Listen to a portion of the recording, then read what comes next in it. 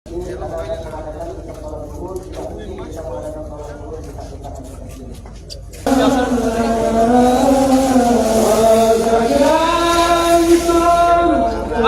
di situ bang,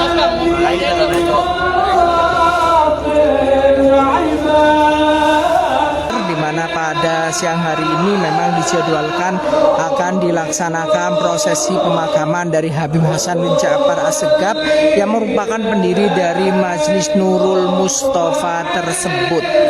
Sahabat Warta Kota dan Tribuners bisa melihat langsung suasana di Masjid Nurul Mustofa saat ini memang sudah dipenuhi oleh jamaah yang sudah berdatangan sejak pagi hari.